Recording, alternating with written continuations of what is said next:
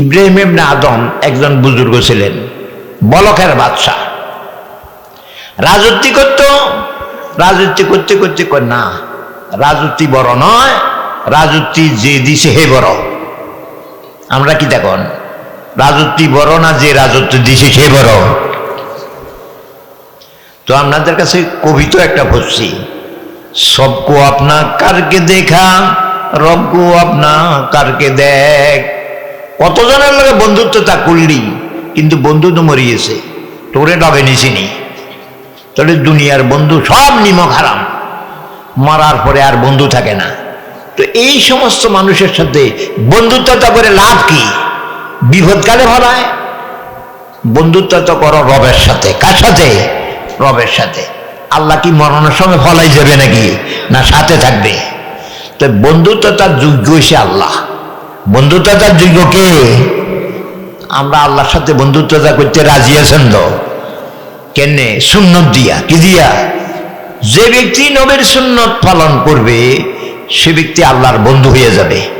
আল্লাহ আমাদের আল্লাহকে বন্ধু বানাইবার তৌফিক দান করুন। হ্যাঁ, ফিক্রে দুনিয়া কারকে দেখা, ফিক্রে ওকবা কারকে দেখ। আমরা দুনিয়ার চিন্তা করি, ঘুমও তো আইয়ে না। কিতারে আমার বাড়ির লোকে যে দালান, আমিও তো দালান বানাইতে হবে। এই চিন্তা করতে করতে ঘুমও তো যায় না, কিন্তু দালান হইসিনি। চিন্তা করলে ঘুম নষ্ট হবে, কিন্তু দালান তো হইতো না। তো এইটা চিন্তা করে আল্লাহ যারে দালান দিবি, হেতে তো দালান ওলা হবে। তুই চিন্তা করি কি বিল্ডিং ওলা হবে নাকি? আমি গোপালগঞ্জে ছিলাম 5 বছর। ওবায়দুল্লাহ মোল্লা নিজের দর্শক দিতে জানতো না, কলম ভাঙিয়ে লইতো। হে হইল মালিক, হের ম্যানেজার হইল এম এ পাস। আরে কারবার নিয়ে দেখছু নি? এম এ বাকলা হইল কর্মচারী, আর যেতে দর্শক দিতে পারে না হেতে হইল মালিক। কেন? ধন সম্পদ জ্ঞানের উপরে নির্ভর নয়, এটা আল্লাহ পাকের দান। কার দান? তাহলে আমরা একটা কাজ করেন, দুনিয়ার ফিকির আল্লাহরে দেন, আখেরাতের ফিকির আমরা করি। আখেরাতের ফিকির করলে আল্লাহ কর দুনিয়ার চিন্তা আমি নিব। আল্লাহ যদি আমার দুনিয়ার চিন্তা নেয়, আমার কোনো অভাব থাকবে নাকি? তুই সহজ পত্রা লইলাম না, ঘুম যাইতে হারি না চিন্তা করতে করতে। এটা কেন নিলাম? এটা আমার বোকামে, এটা আমার বোকামে। ইব্রাহিম ইবনে আদম, আল্লাহ আমি কি রাজা আছিলাম নাই? আমার কেডায় রাজত্ব দিল বলেন? ইব্রাহিম রে কে রাজত্ব দিছে? ইব্রাহিমে কয় রাজত্ব তো ভাইলাম, যে দিল হেরে তো দেই না। হেরে পাওয়া দরকার, হেরে পাওয়া দরকার। শুয়ে শুয়ে চিন্তা করে। এমন সময় রাজ দরবার তো বহু উঠে, বারান্দা দিয়ে একজন হাঁটে। কে রে, এখানে কেন উঠলি? এখানে আসবার রাস্তায় তো নেই। আমি সিরিয়ার জঙ্গলে উঠ হারাইছিলাম। কোথায়? সিরিয়ার জঙ্গলে। এই উঠটা কোনো 10 তলা দালানের উপর উঠছিনি, এন তালাশ করবার যাইস। পৌঁছে উঠ 10 তলা দালানে উঠতে হারেনি। ইব্রাহিমে কয় তুই কি আর আগল না উড়া আগল? এটাই তো বুঝি না।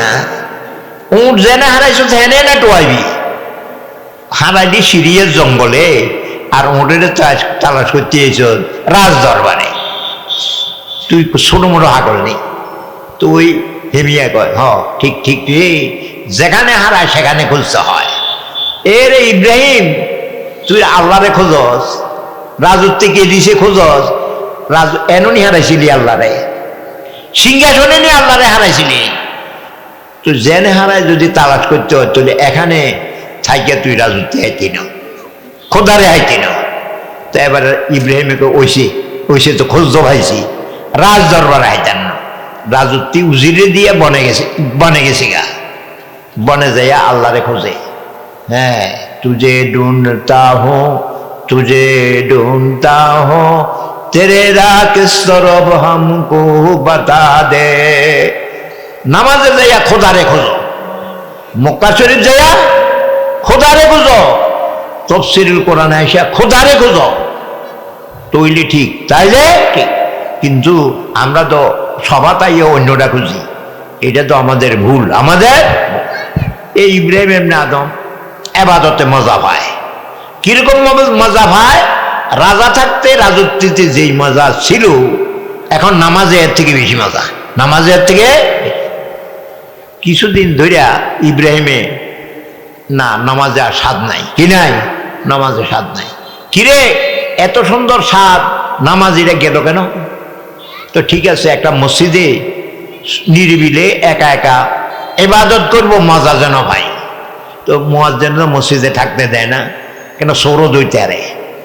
তো ইব্রাহিমে করছে কি, ওই কার্পেটের গাঁটটির ভিতরে হাঁটাইছে, কার্পেটের গাঁটটির ভিতরে লুকিয়ে রয়েছে, মুয়াজ্জিনে যেন টান না পায়। মুয়াজ্জিন তো দরজা বন্ধ করেছে, মসজিদ খালি, আসলে মানুষ আছে। ও কার্পেটের গাঁটির ভিতরে রাত্রে ফেরেশতা আসছে, ফেরেশতা এক কিরে এখানে তো মানুষ নাই, মানুষের গান কয় করতে, মানুষের গন্তু আই গেছে। আরেক ফেরেশতা কয় এই ঘাটটির ভিতরে, এই যাই কয় ওই ঘাটটির ভিতরে, কয়টা কেডা, ওইটা ওই বলকার বাদশাহ ইব্রাহিম আলী। কেন না আন্দাইছে, ওই মেয়ে ভুলে দোয়ানের একটা খাজুর খাইয়ে এলেছিল, মাপতে গেছে একটা খাজুর নিশি হচ্ছে, তো মনে করছিল নিজের, আসলে দোকানদারের। এই খাজুরটা খাইছে কা, এই জন্য আবাদতের মজা গেছে। বলেন হারাম খাইলে আবাদতের মজা থাকে নাকি? এবারে ইব্রাহিম কইছে ওইসে সেরা কইছে, সেতে সকালে হজর নজরে দোকানে গেছে, যাইয়া দেখা যে মা দোকানদার নাই। দোকানদার ছিল বুড়া, এখন যে যুবক একটা, ভাই এখানে একটা দোকানদার ছিল, হেমিয়া কই? ও হেমিয়া তো আমার আব্বা। ও হেমিয়া কই? ও তো হেমিয়া তো মারা গেছে। ও ভাই ভুলে আপনার বাপের একটা খাজুর খাইয়ে লেছি, আমার মনে করি এখন আমার দিক কত টাকা নেবেন, আমারে মাফ করে দেন। এখন বলতেছে হুজুর আমি একটা খাজুরের হক আমি মাফ করতে পারবো না, আমরা 6 ভাই 6 বোন, বুঝছেন এবারে মাপ নিতে হবে এই হক গণের তোর। তখন ইব্রাহিমে খাইছে রে, ফরার খাইয়া দো মরলাম, ফরার খাইয়া দো মরলাম। শেষ পর্যন্ত ইব্রাহিমে 6 ভাই 6 বোনের কাছে তুই মাপ নিছি, এরপরে আবাদতের মজা পাইছি। বলেন হারাম খাইয়া কি আবাদতের মজা পাওয়া যাবে? আল্লাহ আমাদের মুত্তাকি হওয়ার তৌফিক দান করেন। নবীর সাথে হাসরে থাকবো, আবু বকরের সাথে থাকবো, যে কেউ হই নাই, গরিব হই ধনী হই, এত একটা সহজ পথ যদি আমরা গ্রহণ না করি, আর কোন পথে যাব? আল্লাহ পাক সুবহানাহু ওয়া তাআলা আমাদের মুত্তাকি হওয়ার তৌফিক দান করেন। শবে বরাতের রাত্রে দোয়া করেন, আল্লাহ আল্লাহ মুত্তাকি বানাই দিও, মুত্তাকি দোয়া করবেন তো। সুবহানাল্লাহি ওয়া বিহামদিহি সুবহানাকা আল্লাহুম্মা ওয়া বিহামদিকা আশহাদু আল্লা ইলাহা ইল্লা আনতা আস্তাগফিরুকা।